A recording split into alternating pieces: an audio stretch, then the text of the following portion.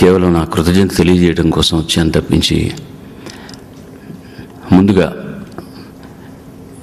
ఈ సభకు రాలేకపోయిన దౌర్భాగ్యులందరికీ కూడా అభిశంసన తెలియజేస్తున్నాను. నేను ఆహ్వానం కావాలా? ఇలాంటి ఫంక్షన్కి పిలవాలా? తెలిస్తే చాలదా? ప్రపంచం ఎక్కడికి వెళ్ళిపోతుంది, ఎంత లౌకికంగా అయిపోతుంది చూసారా అండి. మనిషి ఒక్క గంట లేకపోతే అంతవరకు పేరుతో పిలిచేవాళ్ళు బాడీ ఎక్కడుంది అంటాం మనం. బాడీ అయిపోతుంది, పేరు ఉండదన్నమాట. ఒకానొక సందర్భంలో రామోజీరావు గారు నాకు మాట చెప్పారు, అది ఇంతవరకు నేను పాటిస్తున్నాను. బాలసుబ్రహ్మణ్యం గారు, ఎవరితోనైనా స్నేహం తీయదలుచుకుంటే బాగా ఆలోచించండి,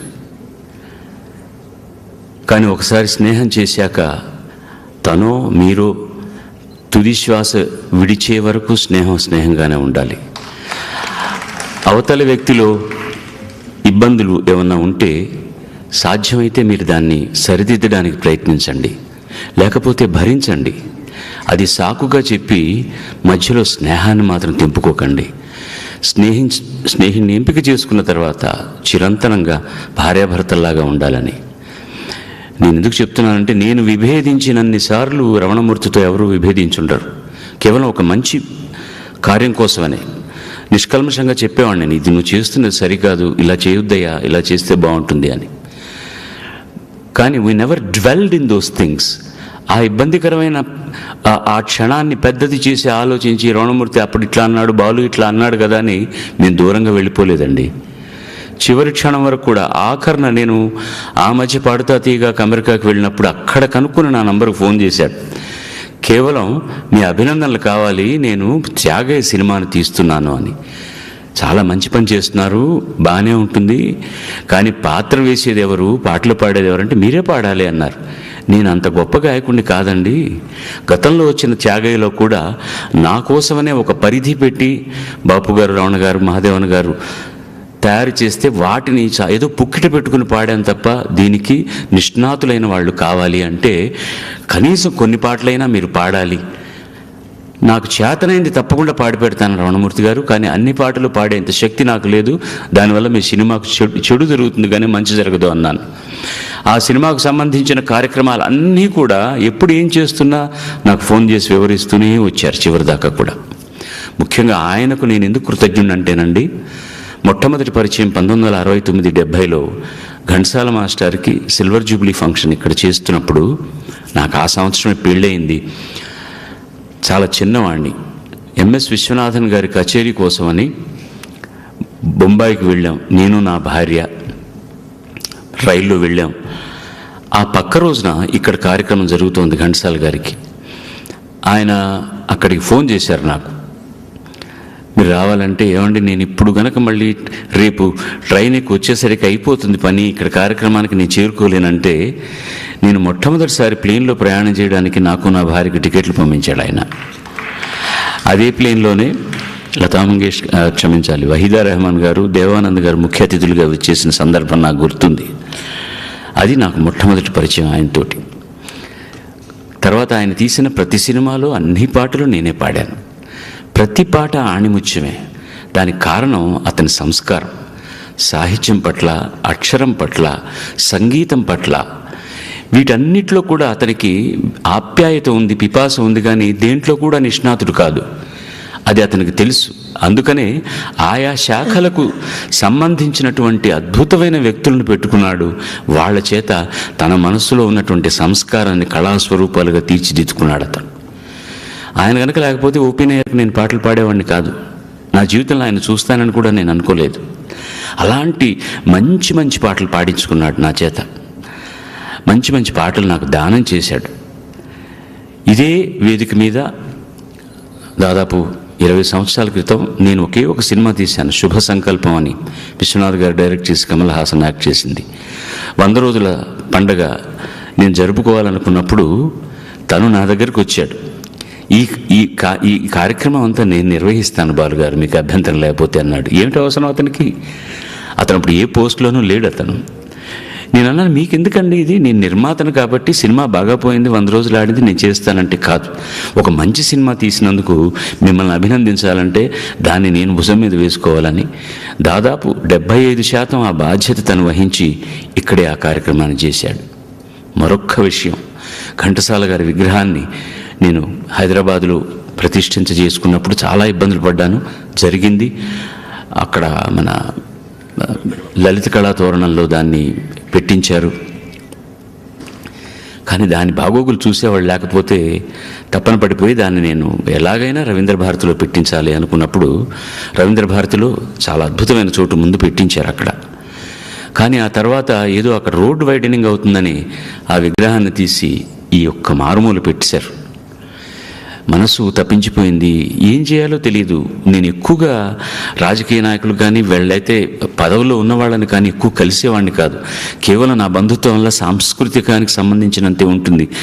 నేను చాలా సిగ్గర్ని, చూడ్డానికి మాటకారిగా కనపడతాను కానీ చాలా దూరంగా ఒదిగి ఉండేవాడిని. ఒకరోజు రమణమూర్తి గారి సభలో ఉన్నప్పుడు, సోదరా నువ్వు ఎలాగైనా పుణ్యం కట్టుకొని ఈ ప్రాంగణంలోనే కాస్త మంచి చోటుకు దాన్ని తెప్పించవయ్యా అంటే వెంటనే నడుము కట్టుకుని దాన్ని అద్భుతమైనటువంటి చోటుకు తీసుకొచ్చి వాళ్ళ ఘంటసాల కళా ప్రాంగణం అని పేరు పెట్టి అతను చేసిన ఆ మేలును నేను మర్చిపోలేదు. అతనికి నేను కృతజ్ఞతలు ఎన్నిసార్లైనా చెప్పుకోవచ్చు, అది వేరే విషయం. కానీ ఈ వేదిక మీద అతను చేసిన ఎన్నో కార్యక్రమాలు చూస్తూ అతనికి నివాళి అర్పించడానికి అతని బొమ్మను చూస్తూ ఇక్కడ వెలిగించడం అనేటటువంటిది భరించడం చాలా కష్టంగా ఉందండి. పోతారు మనుషులు ఎవరైనా. అతను చిన్న వయసులో పోలే, 75 సంవత్సరాల్లో పోయారు.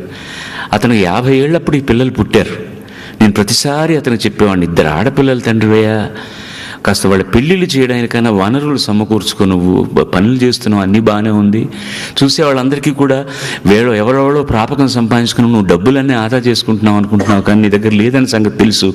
కానీ కొంచెం జాగ్రత్త పడవయ్యా, ఆడపిల్లలు పెళ్లి చేయాలి నువ్వు అంటే, ఎక్కడి నుంచి వచ్చాం బాలుగారు, జరిగిపోతుంది, అన్నీ ఎవరో చూసుకునేవాళ్ళు ఉండరా, అన్నీ చేసుకుంటాడు దేవుడు అనేవాడు. చాదస్తం జాస్తి, తిక్క మనిషి, ముక్కు మీద కోపం ఉండేది.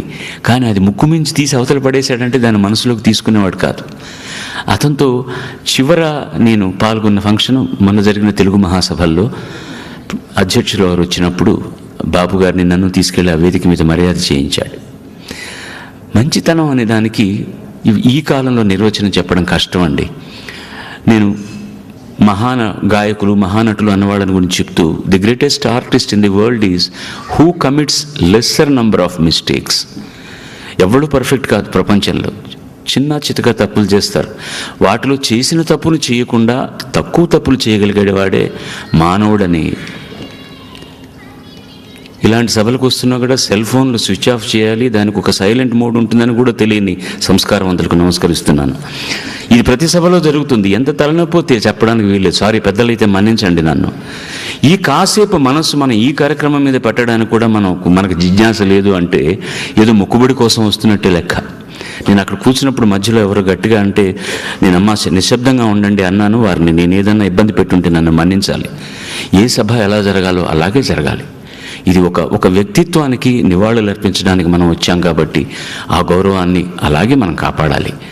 అతను మంచి స్నేహితుడు, మంచి మనిషి, మంచి భర్త, మంచి తండ్రి.